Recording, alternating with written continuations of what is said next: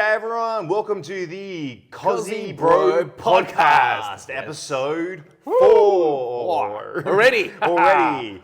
And as you can see, we're not outside where we thought we would be. We plan to go to Yaseru Cheondang, but it is raining. It's raining outside. Yeah. And we don't mind getting wet. Us getting wet, Yeah. but not our cameras. 'Cause Not our they are cameras. super expensive, more Yep. than us put together. So Exactly. Next So time. we need to, make sure these things, this are all okay. But let me give you a shout out to Studio Punk. Now, this is not sponsored by Studio Punk, but we will definitely give them a shout out for any content creators out there living in Seoul. I highly recommend this place. I'll show some B-roll footage right now. But definitely, if you are one of those people who are needing a studio, I would recommend this place a it's lot. very punky. It's very punky, like with all the background sort of. I didn't even think this is the studio area. This is like the waiting area, and the rest of the studio is actually on the other side of this building. But It's a huge studio. And Yeah. as you can see, there's like pictures of IU, oh, there are. K-pop idols. I didn't Oh, realize they're awesome. actually all Yeah. crew. There's Sunmi and there's also I don't know how much you guys can see of it, but. The owner of this studio must be like a photographer as well. Oh, 100. Yeah. He definitely, or 100%. she definitely must be because these are some awesome photos. are. But we're not here to talk about their work. We're here to talk about our work. And thank you again, guys, for supporting this channel. The comments, we love them. We love the likes. We love the views. We want to build this up. I know that some of the comments said like, oh, we should talk about things like other Korean Australians. Oh yeah. However, like celebrities. I want this channel to be big enough so we can talk to those celebrities. Hell yeah. Yeah. I think we can make it happen. I think with the so. help of you guys as well. I'm Exactly. sure like we'll reach out to the celebrities that the commenters mentioned, and one day we can interview them. I mean, there's so many, I love, the dream, let's put this on record. The dream is, I guess, the most famous Korean Australian at the moment is Rosé from Blackpink. She would probably be the most famous. Felix, I think, from New Stray Kids, he'd be somewhere in there.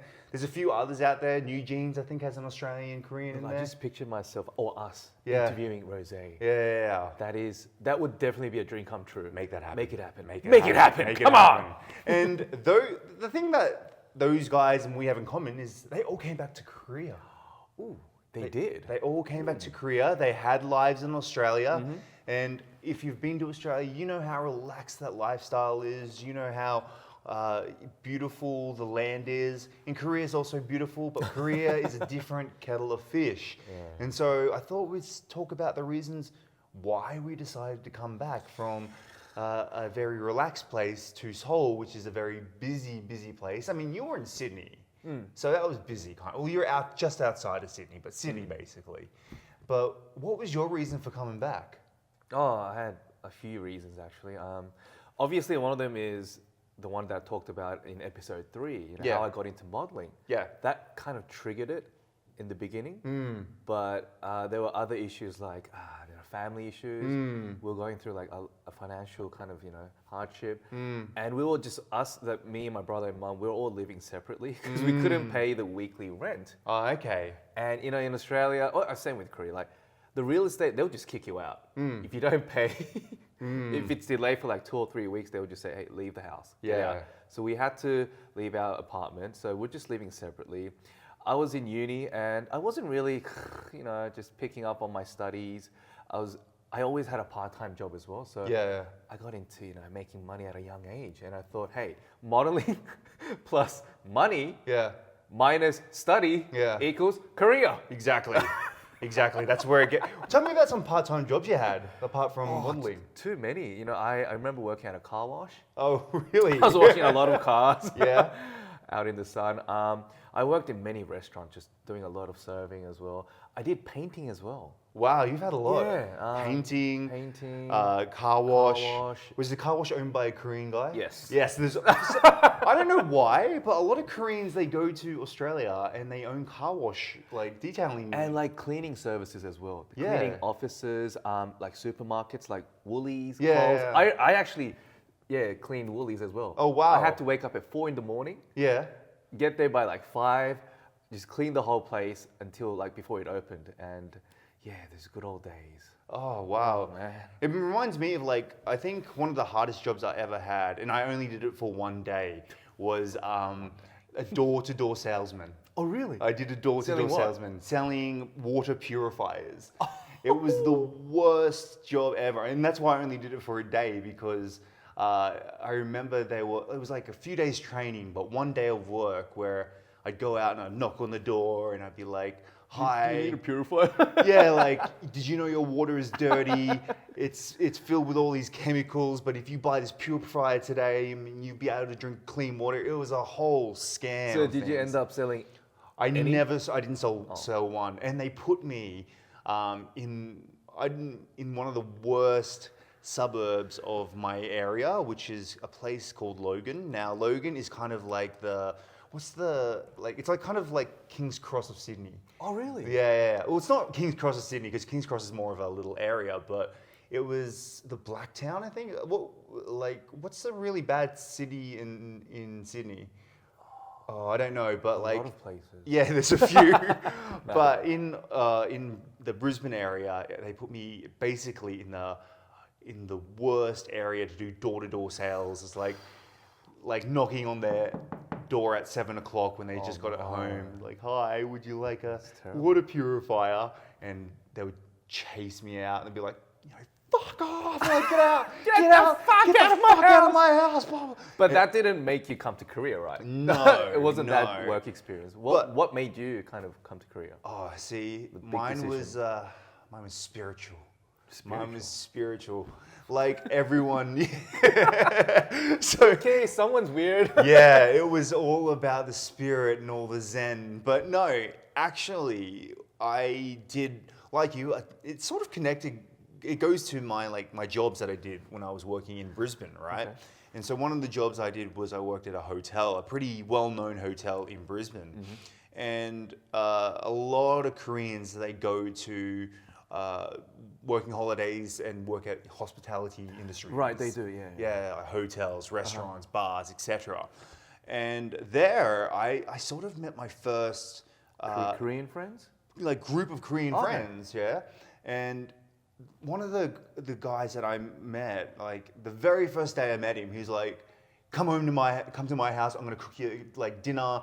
We're gonna hang out. He barely spoke English. I didn't speak any Korean, but I was like, whatever, man. I'm gonna Like, cook you a meal yeah. at my place. And he cooked 닭볶음탕.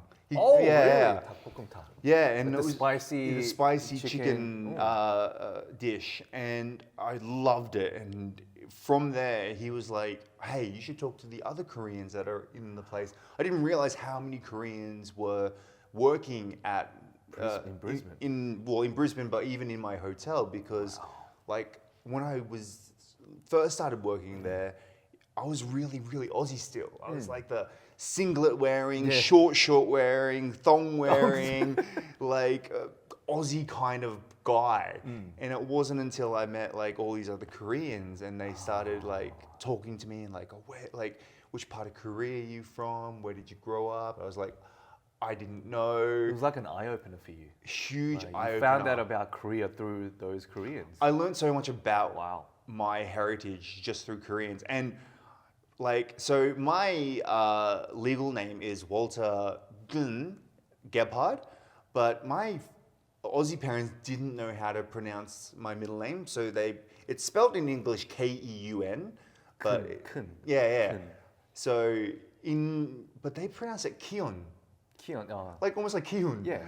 But I mean, it's for- spelled like that. It's spelled like that. K-E-U-N, Keon. Yeah. But Keon. like for like 23 years of my life, I was pronouncing it Kyun, but it should have been Gun. So, it was. They were like, "What's your Korean name?" I was like, Kyun Gun, and they're like, "What?" And they're like, There's usually 3 characters. I was like, "What?" And then I fixed it all up.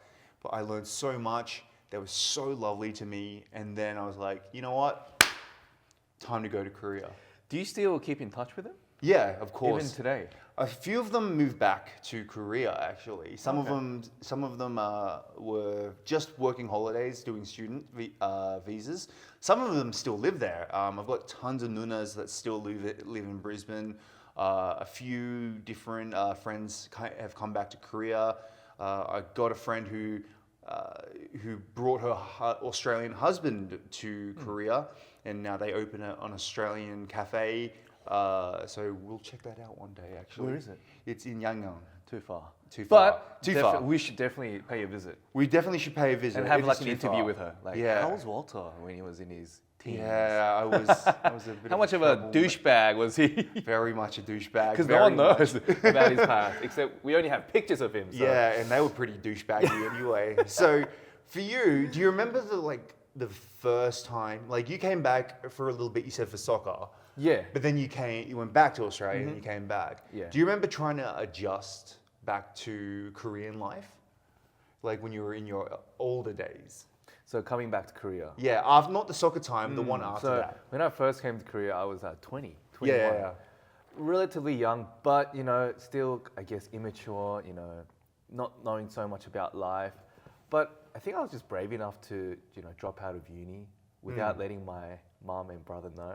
Oh, really? Yeah, and I booked a single way ticket, and I told my brother and my mom 3 days before I left.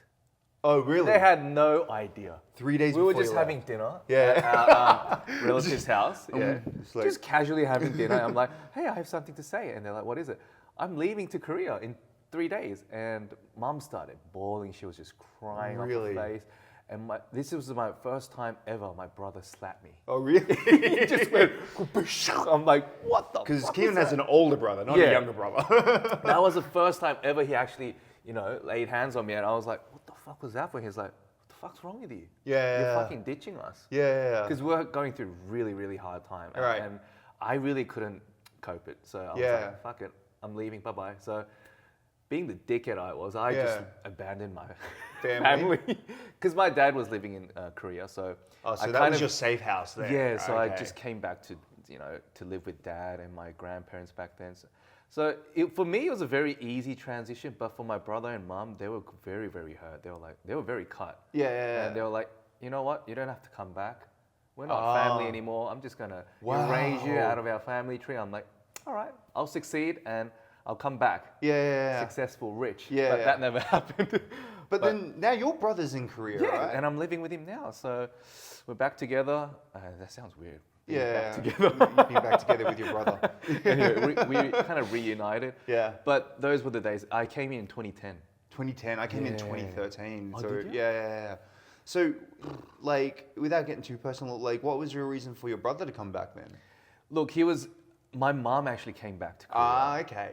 And then he was living alone. Okay. And he was going through like the hardest time of his life, Yeah, yeah, living by yeah. himself.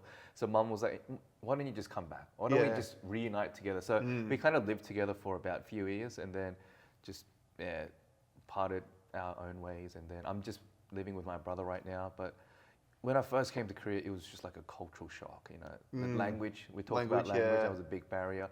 And the whole cultural thing where you have to use 존댓말, Yeah. honorific language.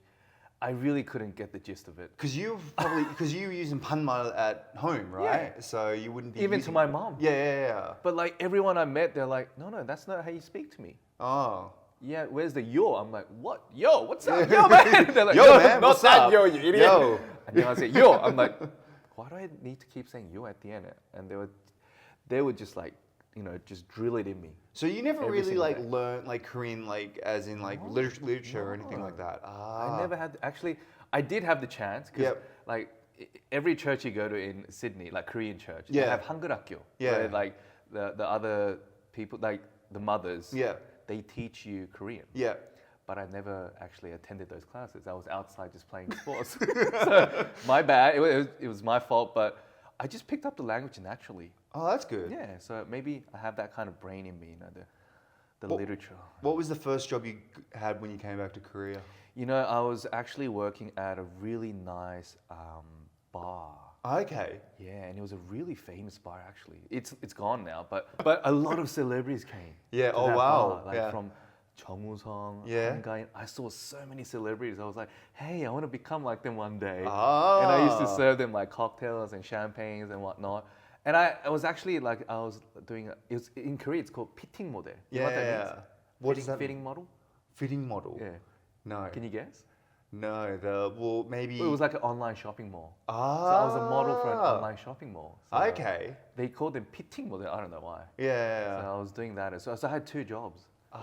Yeah, I was working really hard, but that's how I kind of started getting into the modeling business. Ah. And then I became the SBS 2012 supermodel.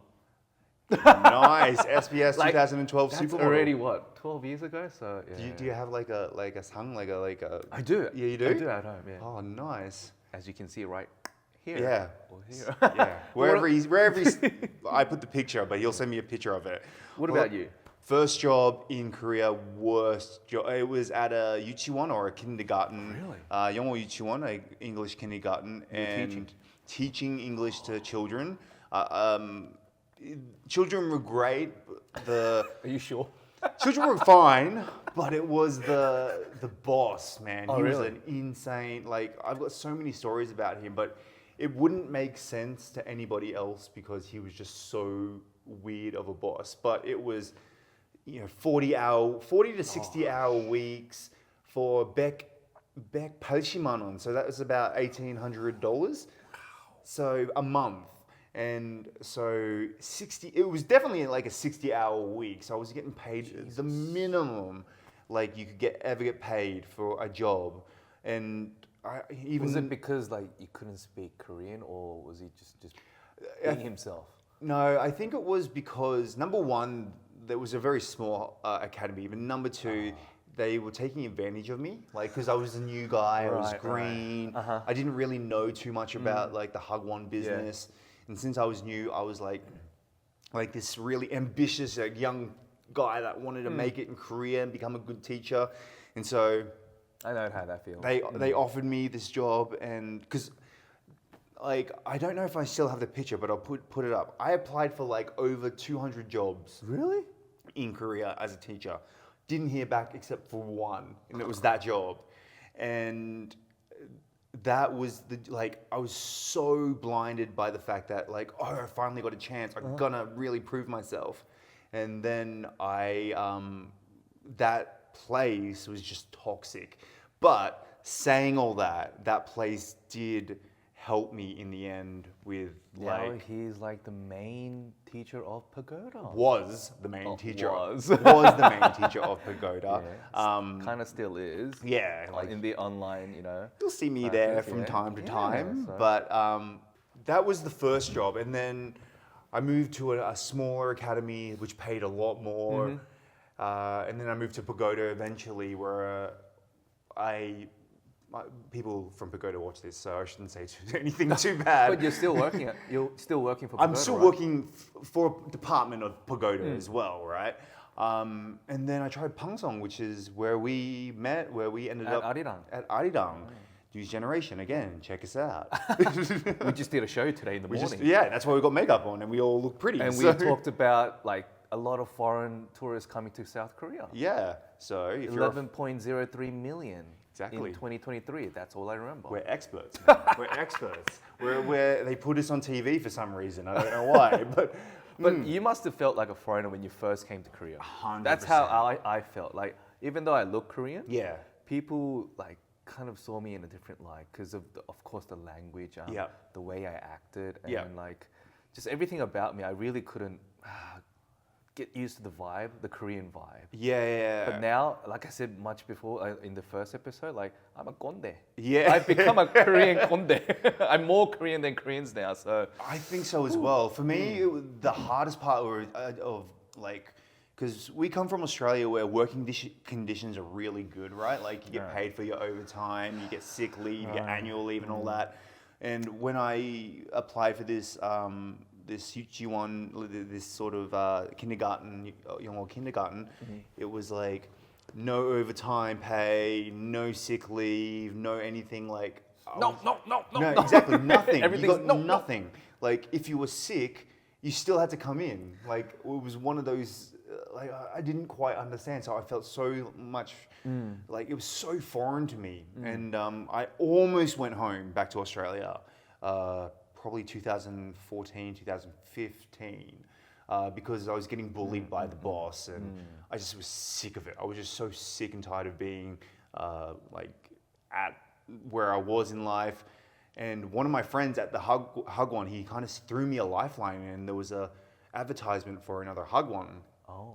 And this was the second Hug One I went into, and he's like, "Hey, you should apply for this." And I was like, "Okay," and I applied for it. I got the job, and then I realized that I wasn't.